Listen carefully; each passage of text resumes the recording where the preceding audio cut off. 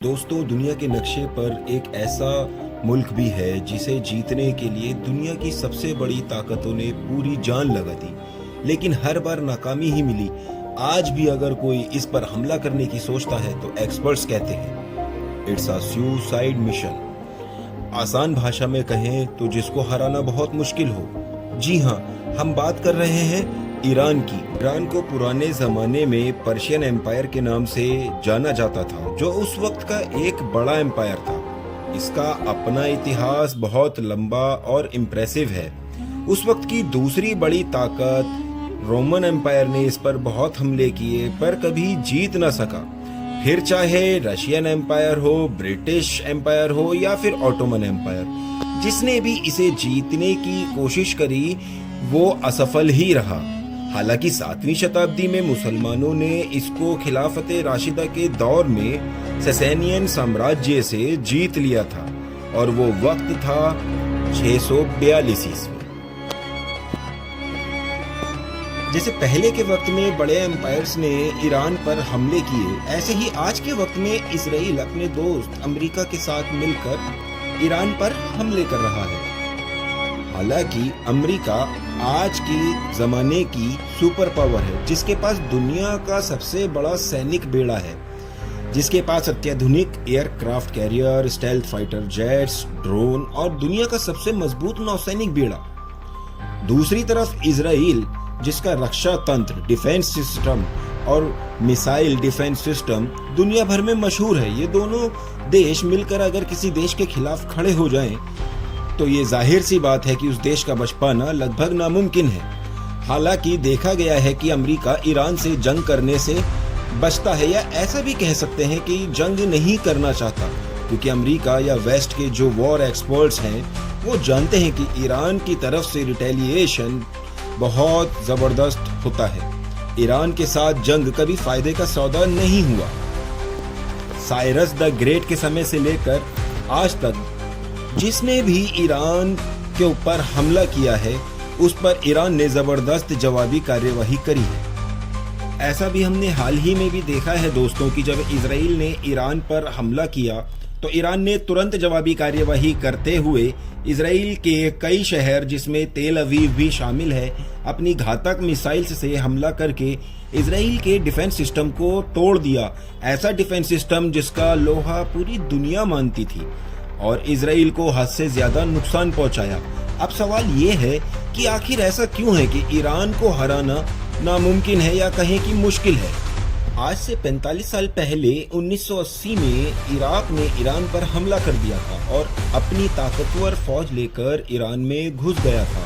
पर सद्दाम की फौज को किन दिक्कतों का सामना करना पड़ा था, चलिए इन सवालों का जवाब जानने की कोशिश करते हैं। आज के समय में जब हम ईरान की ताकत या उसकी पावर्स के बारे में बात करते हैं या सोचते हैं, तो कुछ पॉइंट्स हमारे दिमाग में आते हैं। दोस्तों, ईरान की जो पहली बड़ी पावर है वो है उसके प्रॉक्सी ग्रुप्स, यानी ऐसे सहयोगी दल जिनके पास अपनी मिलिट्री है, जिनके जरिए ईरान मिडल ईस्ट के अंदर अपनी पकड़ को मजबूत बनाकर रखता है। जैसे कि लेबनान में है हिजबुल्ला, यमन में हुतीज, इराक में हशद अल शाबी, हमास है फिलिस्तीन के अंदर। इसी तरीके से और भी काफ़ी सारे ग्रुप्स हैं। ये ग्रुप्स इतने ताकतवर हैं कि ये किसी भी जंग का रुख बदल सकते हैं, और ईरान को इनका फुल सपोर्ट है। मतलब अगर किसी ने ईरान पर हमला किया तो उसे इनसे भी जंग करनी पड़ेगी। आप इन्हें ईरान के शैडो फाइटर्स भी कह सकते हैं, जो ईरान से बाहर रहते हुए भी ईरान के लिए जान देने को तैयार हैं। दोस्तों, ईरान की दूसरी बड़ी ताकत ईरान की ड्रोन टेक्नोलॉजी है। इसके बारे में मैं आपको बताना चाहता हूं कि ये डे बाय डे, दिन प्रतिदिन इम्प्रूव हो रही है। हाल ही में रशिया और यूक्रेन की जंग में रशिया ने ईरान के मुहाजिर 6, शहीद 131 और शहीद 136 का इस्तेमाल बड़ी तादाद में किया है। शहीद 131 और शहीद 136 एक सुसाइडल ड्रोन्स है। 131 की रेंज 900 किलोमीटर और 136 की रेंज 2000 किलोमीटर तक है। ये अपने टारगेट से जाकर टकरा जाते हैं और भयंकर तबाही करते हैं। दोस्तों, अब बात करते हैं ईरान की अगली पावर, उसकी मिसाइल टेक्नोलॉजी के बारे में। इस सेक्टर में ईरान को मिडल ईस्ट की सुपर पावर कहना गलत नहीं होगा। ईरान अंडरग्राउंड टनल्स के अंदर अपने मिसाइल्स के जखीरे को छुपाकर रखता है, जो कि सैटेलाइट से भी नहीं देखी जा सकती। ईरानी मिसाइल सस्ती और ज़्यादा खतरनाक है।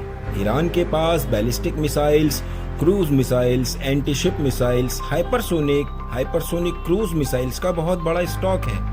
इन मिसाइल्स की रेंज 3000 किलोमीटर तक बताई जाती है, जिससे इंडिया के भी कुछ शहर इनकी रेंज में आते हैं। ईरान की army Islamic revolutionary guard corps IRGC जिसको कहा जाता है, उसने ईरान इराक वॉर के समय में इराक को हराने में एक बहुत अहम भूमिका निभाई थी, जो आज के समय में काफ़ी डेवलप हो चुकी है। और ईरान का न्यूक्लियर प्रोग्राम, जिसके बारे में अभी कुछ भी कहा नहीं जा सकता है, क्योंकि अमेरिका का ये दावा है कि उसने ईरान के न्यूक्लियर पावर स्टेशन को तबाह और बर्बाद कर दिया है।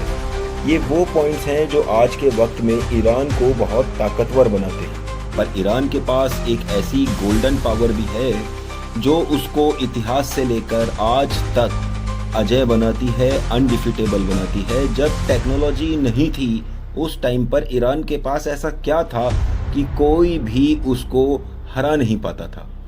ईरान की असली ताकत छुपी है उसकी अपनी खुद की ज़मीन में। ईरान की जियोग्राफिकल लोकेशन ही उसकी सबसे बड़ी ताकत है। ईरान की लोकेशन बहुत स्ट्रेटेजिकल है। ईरान अपनी सीमाएं 7 देशों के साथ बांटता है। ईरान के साउथ और वेस्ट में पहाड़ों का एक बहुत बड़ा जाल मौजूद है, या ऐसा कहना बेहतर होगा कि ज़ैग्रोस नाम की माउंटेन रेंज मौजूद है। ये ईरान की कोस्ट लाइन से लेकर ऊपर इराक और इराक से ऊपर तुर्की तक जाती है। ये पहाड़ों का एक लंबा माउंटेन रेंज ईरान को डिफेंड करता है। 22 सितंबर 1980 के दिन जब सद्दाम हुसैन की पावरफुल आर्मी ने ईरान को इन्वेड किया, उसके अंदर एंटर किया, तो उनका प्लान था कि हम जल्द से जल्द ईरान में एंटर करके उसको हरा देंगे, क्योंकि 1980 की क्रांति की वजह से ईरान कमज़ोर है। इस इस्लामिक रिवॉल्यूशन का ईरान से बाहर निकलकर बाकी अरब कंट्रीज़ में पहुंच जाने का भी खतरा था, जिसका डर अरब कंट्रीज में सबको सता रहा था। पर सद्दाम की आर्मी का सारा प्लान फेल हो गया, क्योंकि 2 साल की लगातार हमलों के बाद भी इराक की आर्मी इन पहाड़ों को क्रॉस नहीं कर पाई। उल्टा ईरान की फौज ने इराक की फौज को वापस इराक में धकेल दिया। पर इसके बाद ईरानी फौज को भी दिक्कत आने लगी, क्योंकि ईरान की आर्मी इन्हीं पहाड़ी रेंज में थी, जिससे ईरानी फौज की सप्लाई लाइन स्लो हो गई। आर्मी बेस यहाँ से बहुत दूर था, जिसके कारण ईरान की आर्मी को कुछ भी सप्लाई नहीं मिल पा रही थी, या जो भी मिल रही थी वो थोड़ी स्लो थी। और 8 साल की जंग के बाद दोनों तरफ से 10 लाख लोगों की जान चली गई, पर यह जंग बेनतीजा ही निकली। अब अगर इसकी नॉर्थ की साइड में आप देखेंगे तो एक और माउंटेन रेंज, जिसको अल्बोर्ज रेंज कहते हैं, ये पहाड़ी सिलसिला बॉर्डर पे कैस्पियन सी से लगा हुआ है। ये भी ज़ैग्रोस माउंटेन रेंज की तरह ईरान को डिफेंड करता है। आपको बताना चाहते हैं कि ये दोनों पहाड़ सिर्फ ईरान की हिफाजत ही नहीं करते, बल्कि इनमें नेचुरल रिसोर्सेज के भंडार भरे पड़े हैं। सोना, चांदी, जिंक और यूरेनियम इनमें भरपूर मात्रा में पाए जाते हैं। कुदरत ईरान पर 20वीं सदी में फिर मेहरबान हुई, जब पर्शियन गल्फ से लगे हुए इस एरिया में ऑयल एंड गैस का खजाना निकल आया। क्या आपको पता है पूरी दुनिया का टोटल ऑयल रिजर्व का 10% और नेचुरल गैस रिजर्व का 15% रिजर्व ईरान के ही पास है। ईरान का सबसे बड़ा सी पोर्ट यानी बंदरगाह, जिसका नाम बंदर अब्बास है, दुनिया के सबसे बड़े choke point strait of Hormuz से सिर्फ 70 किलोमीटर ही दूर है। पूरी दुनिया के कुल तेल व्यापार का 20% तेल यहाँ से होकर बाकी दुनिया में पहुँचता है। यहाँ सिर्फ ईरान से ही नहीं, बल्कि Saudi Arab, Iraq, Kuwait, Qatar, United Arab Emirates का भी तेल यहाँ से गुजरता है। अगर ईरान के द्वारा ये चोक पॉइंट बंद कर दिया जाए, जिसका डर अमेरिका के साथ बाकी देशों को भी सताता है कि अगर ईरान की किसी से डायरेक्ट जंग होती है तो ईरान अपनी नेवी की मदद से इसको बंद कर देगा, जिससे वर्ल्ड इकोनॉमी भी गिर सकती है और एशिया और यूरोप की एनर्जी सप्लाई में भी बड़ा खतरा आ सकता है। इतना ही नहीं, इसके बाद अगर मान भी लीजिए कि किसी आर्मी ने इन सब चैलेंजेस के बावजूद ईरान में एंटर कर भी लिया, तो उनका वेलकम करने के लिए इन दोनों पहाड़ों के बाद यहाँ 2 रेगिस्तान मौजूद हैं, जिनका नाम है दश्ते कबीर और दश्ते लूत, जिनको अबूर कर पाना या क्रॉस कर पाना इतना आसान नहीं है। दश्ते लूत को तो इस दुनिया का सबसे गर्म हिस्सा भी माना जाता है। दोस्तों, साफ दिखाई देता है कि ईरान की सबसे बड़ी पावर उसकी टेक्नोलॉजी या आर्मी नहीं है, बल्कि इसकी स्ट्रेटेजिकल लोकेशन है। इसकी ज्योग्राफी ईरान को हराना नामुमकिन बना देती है। इसके साथ ही हम अपनी वीडियो का एंड करते हैं। वीडियो पसंद आने पर वीडियो को लाइक करें, दोस्तों के साथ शेयर करें। ऐसी ही वीडियोस आगे देखने के लिए चैनल को सब्सक्राइब करें और बेल आइकन को दबाना ना भूलें।